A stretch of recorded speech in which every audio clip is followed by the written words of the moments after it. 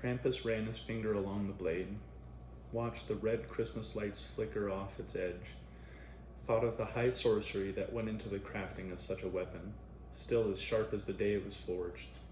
He held it out for Jesse to see. Jesse's eyes were closed, his chin down. Krampus tapped him lightly on the shoulder with the spear. Jesse's eyes fluttered open. What? The blade. See? It still holds its edge. Jesse squinted at the blade. That's fucking wonderful. His words were slow, slurred. Soon, it shall put an end to this Santa Claus charade forever. Why the hell would you want to go and kill Santa Claus for, anyhow? Jesse muttered, his words barely comprehensible. He's fucking Santa Claus. Hands out presents to children.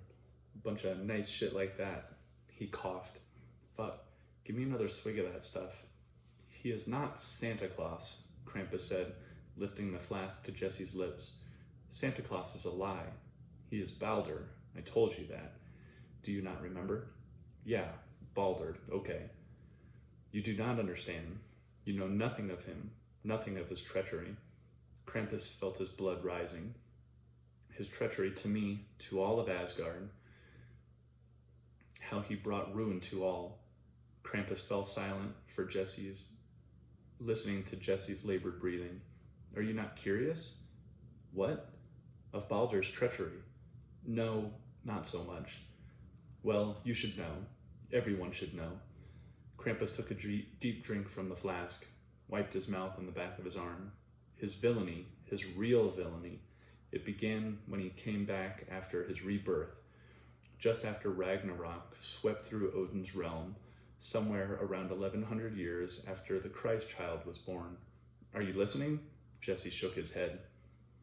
That was when Asgard fell beneath war and flame, when all the old gods perished, but no thundering apocalypse consumed the earth as foretold. Mankind had their new gods by then and barely noticed the passing of the old. And us earthbound spirits found ourselves abandoned and alone in a world that had turned unfriendly to our kind. Over the next several hundred years, men were taught to fear us, to drive us or those who still worshipped us away. Our shrines were burned and desecrated. Without tributes and offerings, most gave up, faded, were forgotten. And to be forgotten is death, the only true death for my kind. My shrines were abandoned as well. By the early 1300s, a new tradition by the name of Christmas had wormed its way across the land. And as more and more turned to celebrating this miserable holiday, Yule and winter solstice were becoming lost. I could see that soon I, too, would be lost. Krampus took a deep breath, and I almost gave up. But as I walked amongst the winter nights, seeing the splendor of Yuletide perverted by the new religion, my blood began to burn. I was Krampus, the great and terrible Yule Lord, and I vowed that I would no longer suffer such insult, that I would remind him that I was still here, that I would make them believe. And thus began my rebirth. I humbled myself by traveling from house to house. Loki had left me his sack, and I brought it along, offering rewards to those who remembered, who honored me properly. But for those who didn't, well, for those, I was terrible. Krampus grinned. I would thrash them with birch rods, and for those who would commit evil upon my fold, those I would put in Loki's sack and beat them until they could not walk. And the name Krampus began to mean something again. And if Baldur had not come along, who knows?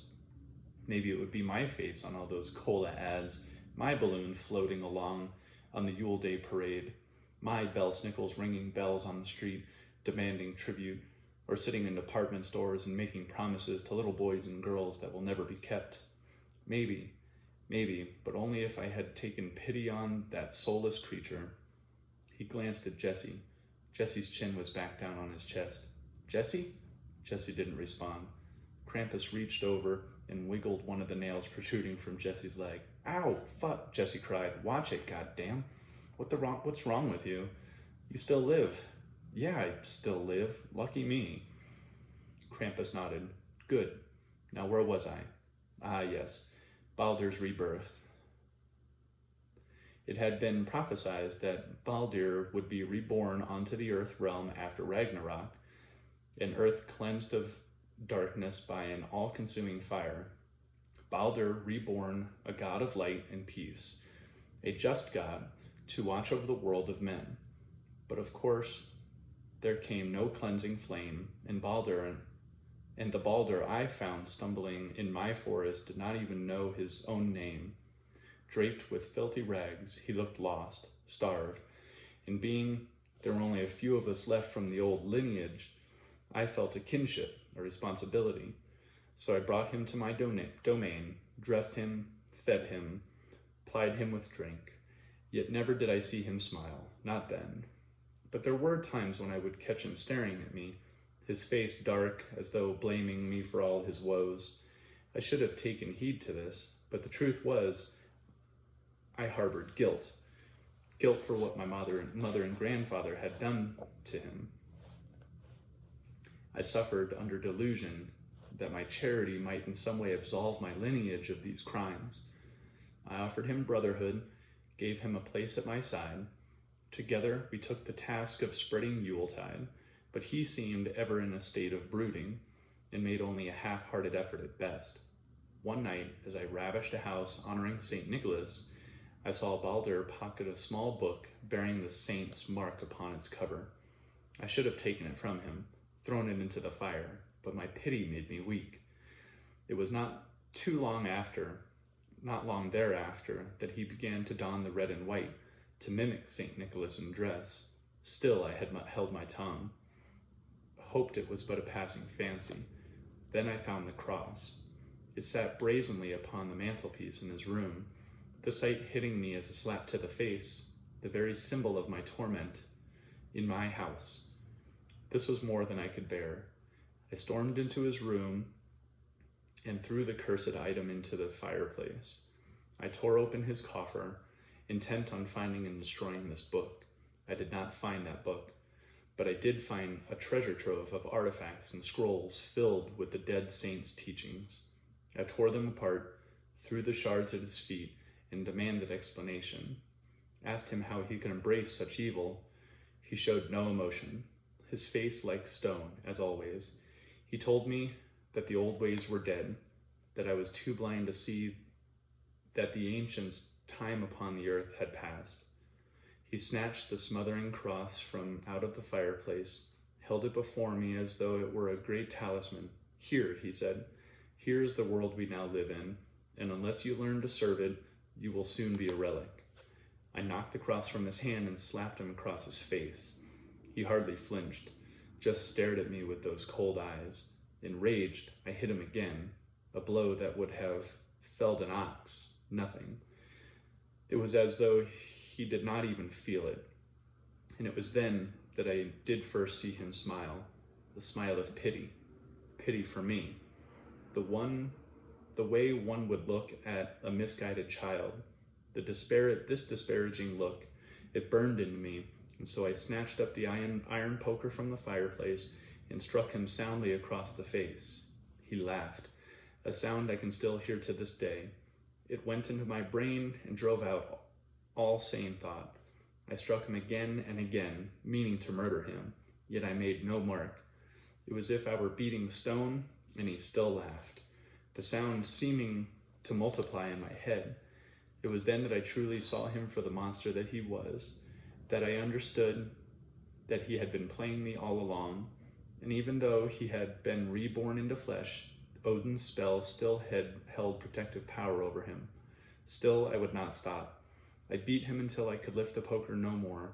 He took the poker from me easily, as from a child, knocked me to the floor, kicked me, and struck me upon my head until I began to fade. I fell into darkness with his laughter ringing in my ears. Jesse coughed, leaned forward, clutching his stomach. Yes, it's a hard story to hear, I know. What? Jesse muttered. Here, another sip. Krampus held the flask for Jesse. Drink yourself, silly. There are worse ways to pass on to the afterlife. Jesse sipped. God, you sure like to talk. What? Jesse grimaced, closed his eyes. Talk? Yes, at times. Krampus took another sip as well and continued. I woke in my own cellar with chains around my wrist and ankle, shackled to the great oak beam. He sat upon a chair, my chair, staring at me with that stone look on his face. Loki's sack sat in his lap like a trophy. He offered me my freedom if I would but teach him the secret of the sack. As you know, there is no secret. One has to be of Loki's direct blood. I knew of no other way. The sack was not my magic, but Loki's great sorcery. I did not reveal this, as I feared it would spell my doom. Instead, acted as though unwilling to tell. He took my great house in the forest for his own, left me in the cellar to rot without sun or moon, in hopes that time would change my mind. Decades crawled, with nothing for nourishment but slugs and stagnant water. I withered, became but a frail shadow of myself, but my spirit held. I knew even then that if I could but hold on, the time would come for my revenge. He did not wait for the sack to pursue his ambitions. His obsession with the saint grew, and though St. Nicholas had died over 1,000 years before, Balder took his mantle, stole his name, growing long his white hair and beard, dressing and adorning his robes all in ridiculous imitation of the dead saint. His betrayal of the ancient ones, of his own heritage, seemed to know no limits. Even with my captivity, Yuletide still held its place in the land, but that had all begun to change once Balder started his reign, began to visit homes far and wide on Christmas Day in the guise of St. Nicholas, handing out gifts and charity, preaching his gospel of lies. It was not enough for him to simply usurp winter solstice. He was not happy until all things Yuletide were lost. He was trying to make the people forget where the traditions came from, forget Yule and the Yule Lord. And how easily he fooled them, how easily he had them eating poison from his hand. For when Baldur was out amongst the people, he did play the role of the kindly saint as though born to it. They flocked to him, couldn't resist his charm, his gracious manner, embracing his words of kindness and charity as he played on the popularity of the Christ God. He became a master of public manipulation. He printed and distributed glorified fables of his charitable deeds, and soon his fame spread far and wide, as did the popularity of Christmas. But it was all lies, one great ruse, for even as he preached Christian virtues, he was delving into the sorcery of the ancients. From my cell, I watched him unearthing the dark arts, secretly pursuing the very things he publicly condemned as hearsay and demonography, trying always to break the spell of Loki's sack. Even then, on the track of blood, as he bled me almost dry in hopes of manipulating the spell within my blood, he tracked down the last of the old peoples, mostly elves, a few dwarves, put them to work serving his purpose, topped with spikes dug out of He tracked down the last of the old peoples, mostly elves, and a few dwarves, put them to work serving his purpose. They fortified my forest home with buttress and stonework walls, topped with spikes, dug out the cellar into a great vault from which he pursued his sorcery and wicked ambitions. And while leaving me to rot in the cellar, he went. Krampus's voice trailed off. He glanced at Jesse. Jesse's head lay on his shoulder. His eyes closed. There came no sign of breath. It appears I'm talking to myself. Krampus crossed his arms atop his chest and grunted. He looked around at the dead, inhaled deeply, drank in the smell of blood. It felt good to kill the wicked. He had drank in the smell of... it felt good to drink the... It had felt good to kill the wicked. He had not felt so alive in over 1,000 years. He thought of the bad men Jesse had spoken of, Who is this wicked man, Jesse? This Dillard? Do his deeds truly merit death? I, for one, would like to know.